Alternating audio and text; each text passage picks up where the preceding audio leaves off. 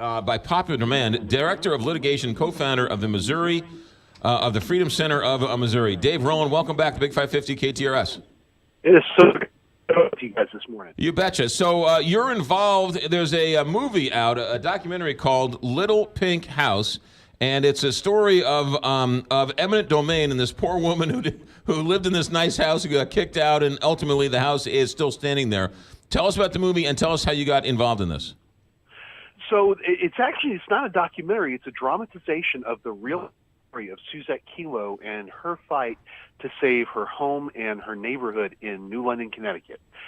This was a Supreme Court case back in 2005, and it turned into one of the most hated U.S. Supreme Court decisions in modern history.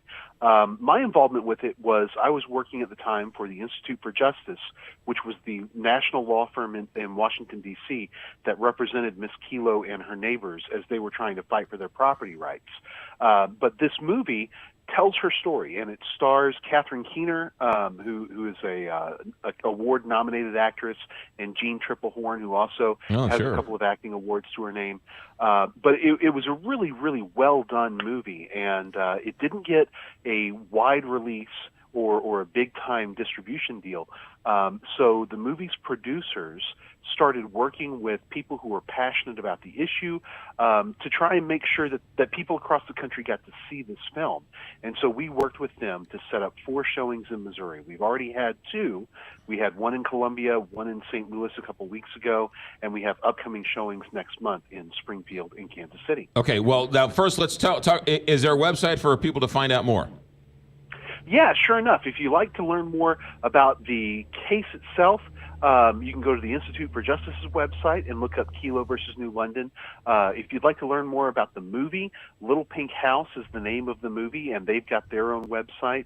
If you'd like to learn about our take on the movie and property rights, you can go to mofreedom.org and learn about kind of our perspective on the whole thing. Yeah. Now, if this serves me right, this was the Supreme Court case where the Supreme Court ruled that eminent domain is allowed and that company or governments can actually take people's land if it is for the betterment of society, right? Yeah, the quote-unquote betterment of society. So what actually happened in this case is New London, Connecticut was struggling economically, and they thought that they could improve their prospects by luring Pfizer, the pharmaceutical company, to come in and build a world headquarters in New London. Pfizer said, that's all well and good, but before we do that, we need you to move these people out of the way. There was a little neighborhood called Fort Trumbull, and it was a well-maintained neighborhood. It was not run down by any stretch of the imagination. It just had, working-class people there. And New London wanted a better class of citizen. And so when Pfizer said jump, New London said how high, and they tried to condemn this entire neighborhood so that they could build luxury condos and a 5-star hotel and all of this upscale shopping in the place of where these working class homes and businesses had previously been.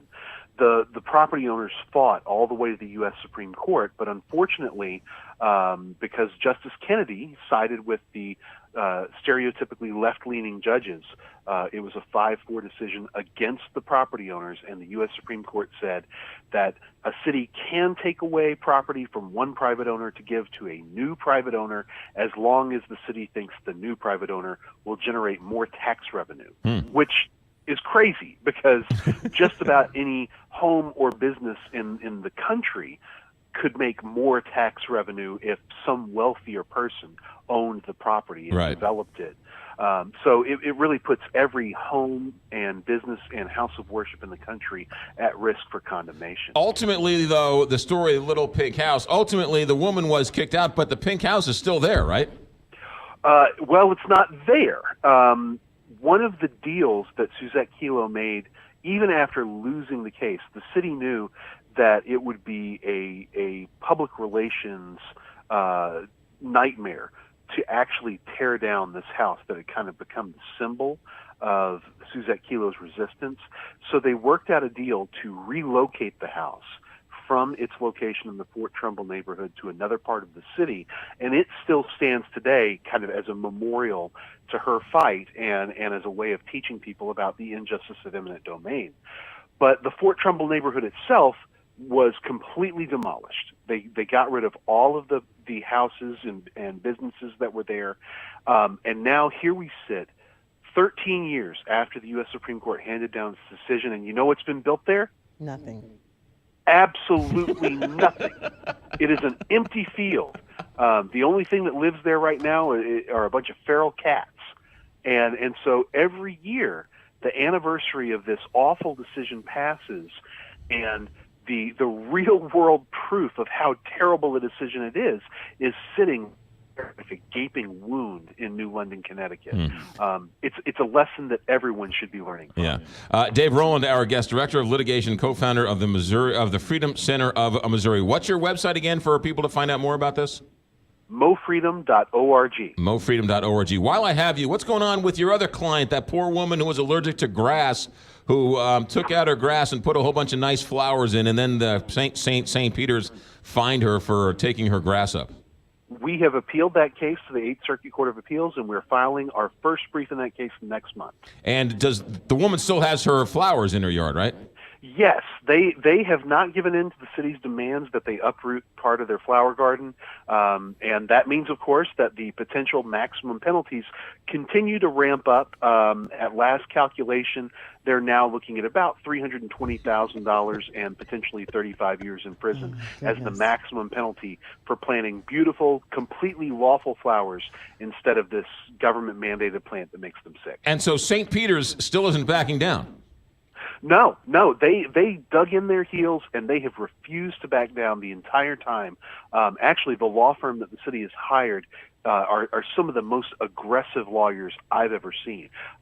They threatened me with sanctions for filing the federal suit.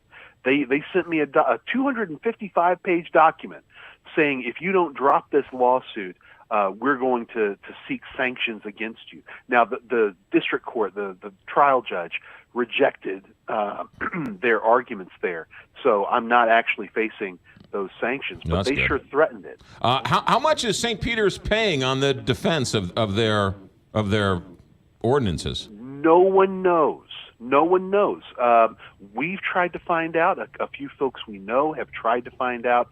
The city will not say how much it's paying to try and force this couple to plant a grass that makes them sick. Dave Rowland, you're always welcome here. Keep us up to date on that case and anything else you got interesting. We'd love to talk to you.